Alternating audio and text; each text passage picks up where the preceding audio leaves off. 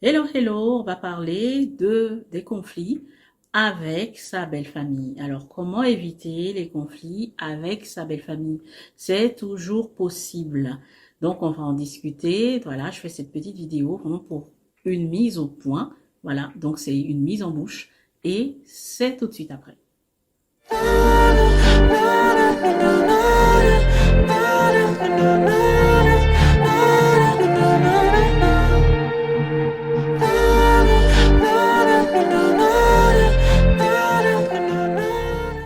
Alors, comme je vous ai dit, on va pas vraiment rentrer dans les détails. Je vais donner quelques points et en commentaire, si vous voulez, dites-moi ce que vous en pensez.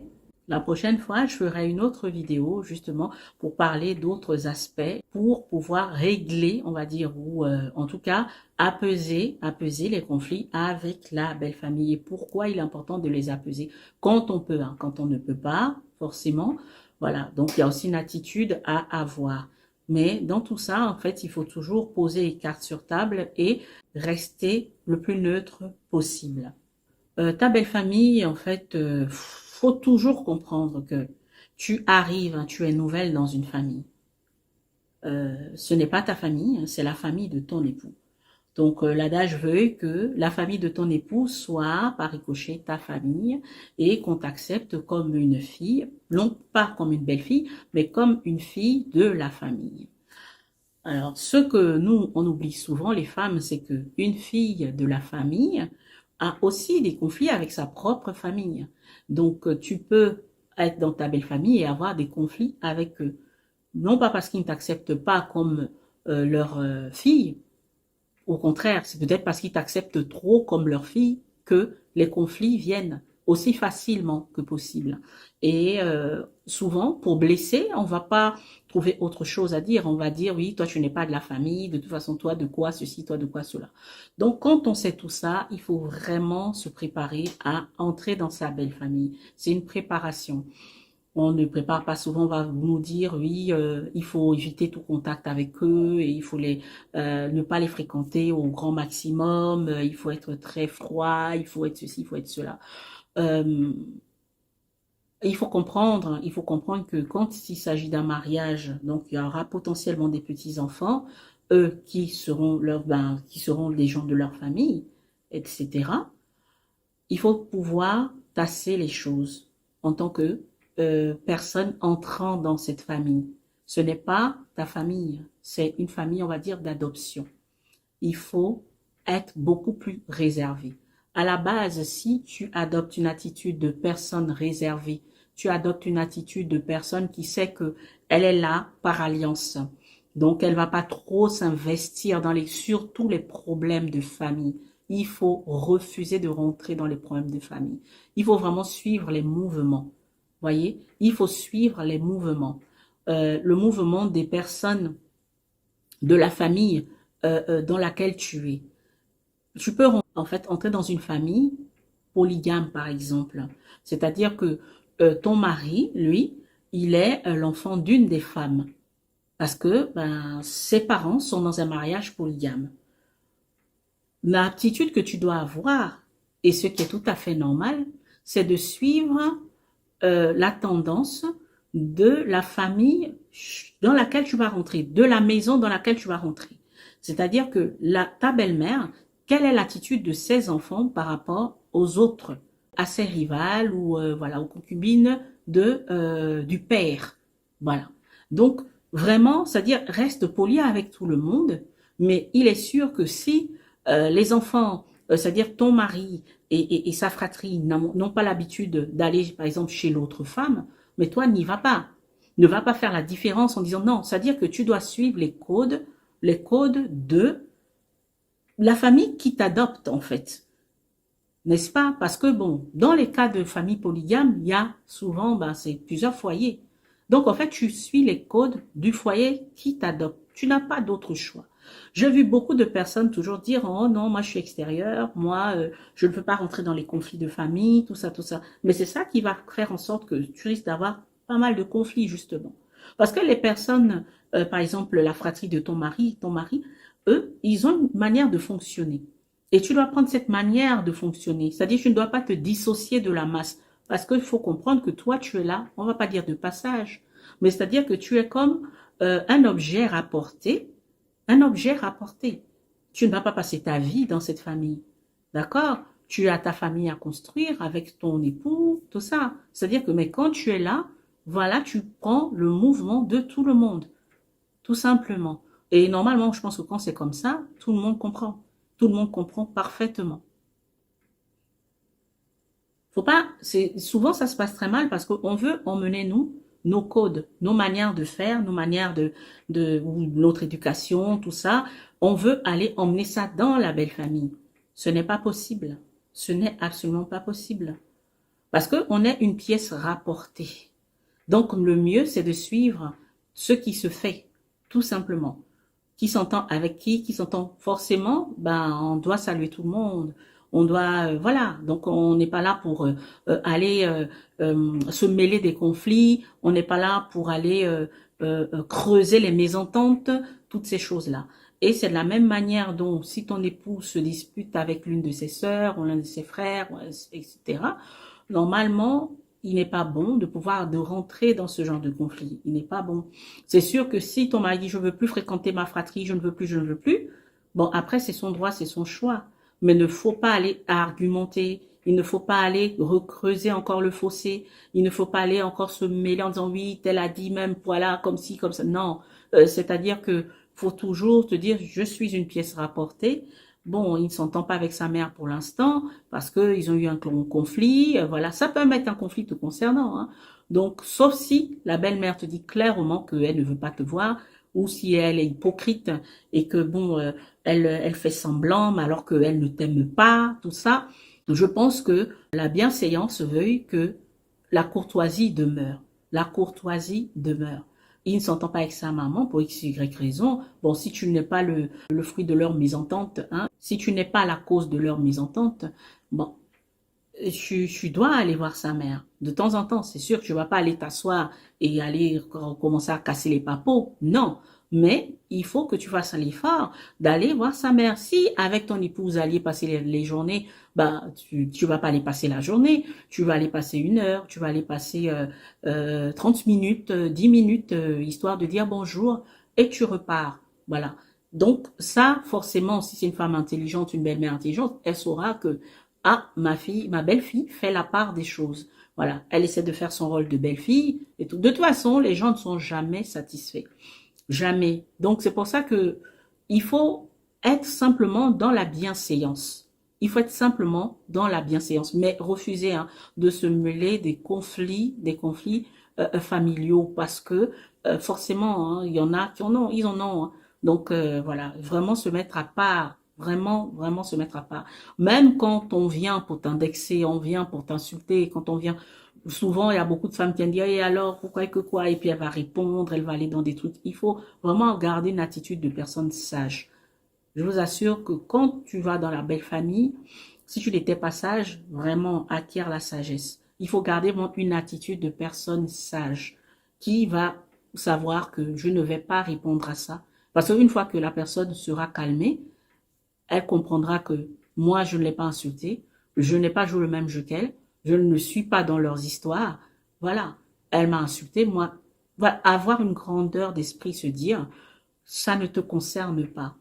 Parce que vous voyez qu'il y a des beaux-frères et des belles-sœurs, quand ils se fâchent avec votre mari, là, ils vous mettent dans le même panneau, hein, parce que vous êtes un couple.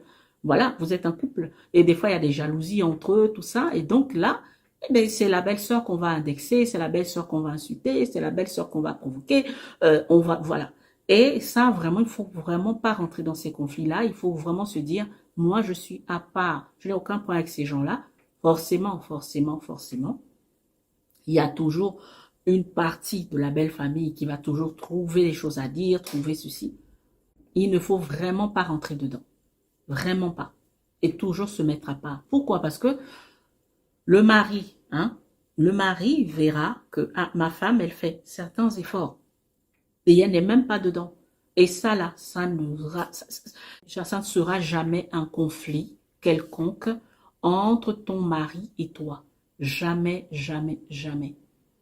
Parce que bah, ton mari saura que tu as la place qu'il faut. Même si quelqu'un t'a mal parlé là-bas, même si ceci, il ne faut jamais faire rentrer ces conflits-là dans le foyer. Parce que c'est ce que souvent certaines belles familles veulent. Parce qu'ils sont jaloux, parce que ceci, pour plusieurs raisons, hein, pour plusieurs raisons. Ils vont essayer de vexer la femme du frère, ils vont essayer de vexer, et tu vas tellement te sentir mal, ou alors tu vas te mettre aussi à répondre, et ça va créer des conflits au sein du couple. Ensuite, après, ton mari va être taxé d'homme fétiché, d'homme contrôlé par sa femme. Ça va faire beaucoup, beaucoup trop de problèmes.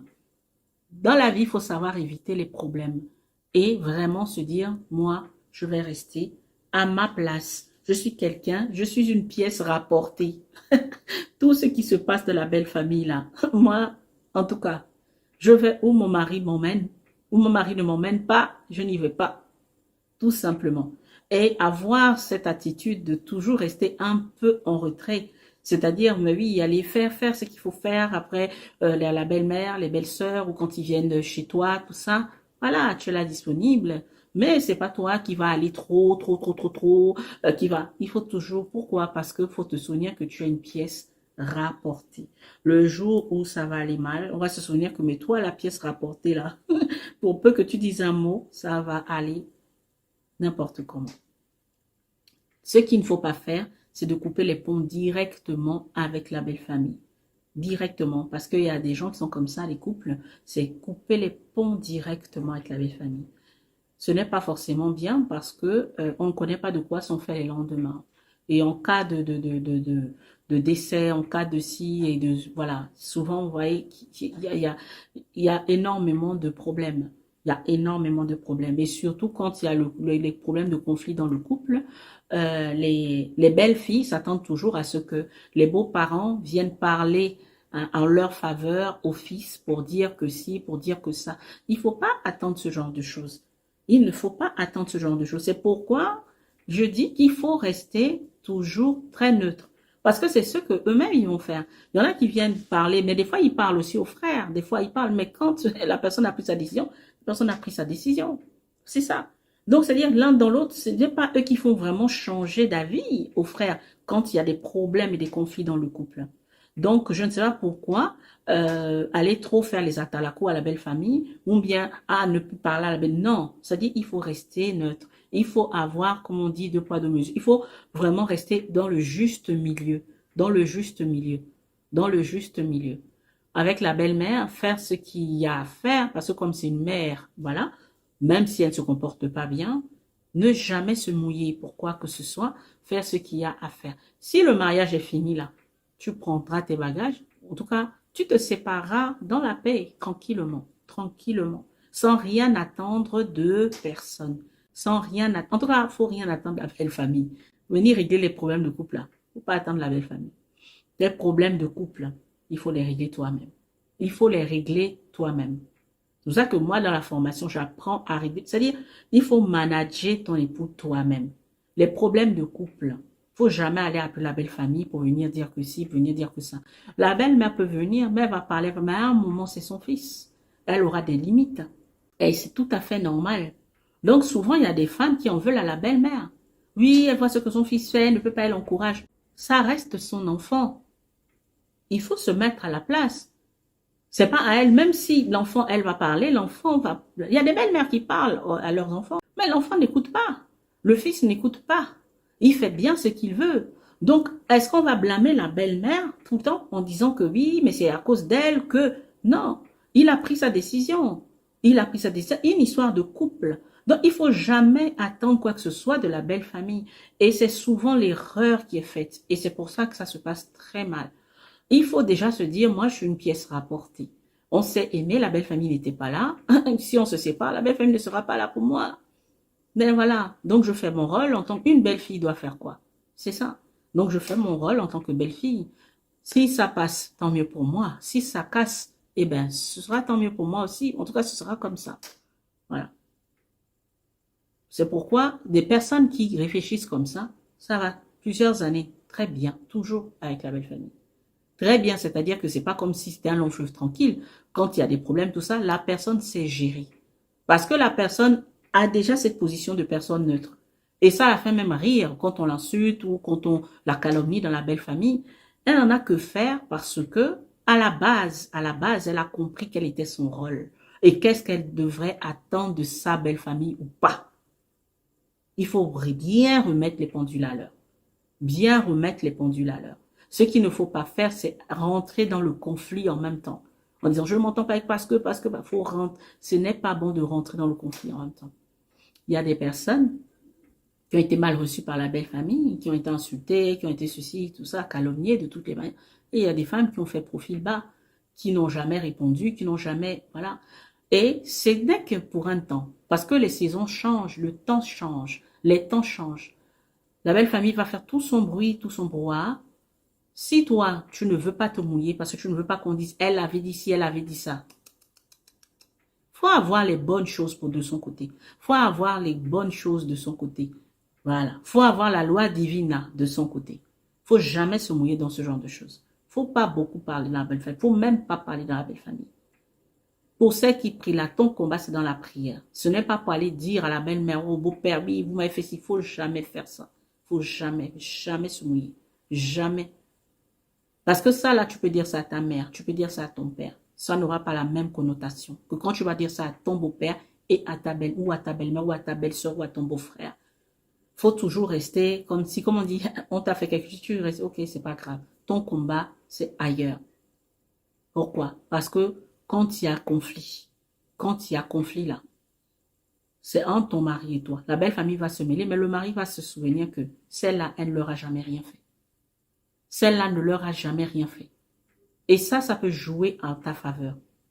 Comme ça seul, chez le mari, ça peut jouer en ta faveur. Beaucoup de personnes ne pensent pas à ça. Et puis, il faut se dire que quand la relation est finie là, c'est fini. Il faut passer à autre chose. Même si c'est fini à cause de la belle famille. Le problème, c'est que parce qu'on fait rentrer la belle famille chez nous, c'est-à-dire dans sa tête, la belle famille rentre déjà dans ta tête. Et le reste là, voilà. Non, non, non, non, non. Il faut avoir la bonne attitude. Quand tu as la bonne attitude, tu sais à quoi t'y attendre, forcément. Tu sais ce que tu peux attendre d'eux, tu sais ce que tu ne peux pas attendre d'eux. Et à partir de là, tu t'occupes de ton foyer et tu mets tes barrières et tu avises le jour où il y a des problèmes. Tu sais qui tu vas l'appeler. C'est pas ta belle famille que tu vas l'appeler. Pas parce qu'ils vont venir gaspiller. Mais je veux dire, faut pas se dire que c'est parce que je leur ai offert beaucoup de cadeaux, tous ils vont se surpasser pour moi, ils viendront parler à leurs frères pour. Ils ne peuvent pas faire ça, même s'ils le font, le frère est capable de ne pas. Il n'écoute pas aussi. S'il n'écoute pas aussi, là, ça aurait fait quoi? Donc, c'est pas la belle famille qui va te sauver dans ton couple. C'est rare que ça soit la belle famille qui te sauve. C'est très rare. Sinon, ben, il y a certains qui ne divorceraient pas, là.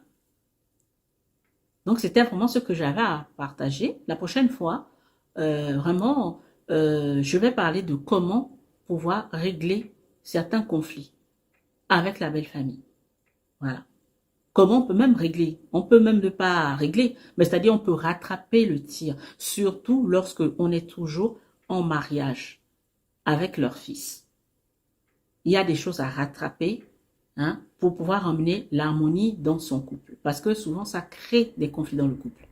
La belle famille aime faire que lorsque tu ne t'entends pas avec un membre de leur famille ou tu ne t'entends pas avec eux, directement, ils vont aller pourchasser leur fils en disant « elle est en train de te manipuler, elle fait ceci, elle fait cela, tout ça ».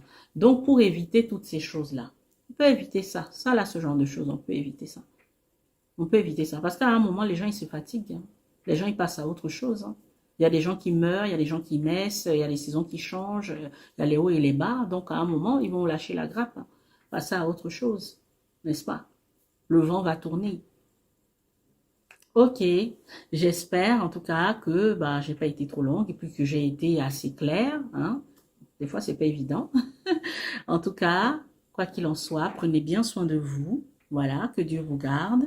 Je vous aime et je vous dis à bientôt. N'hésitez pas à liker, à partager cette vidéo si ça peut faire du bien à quelqu'un. Voilà.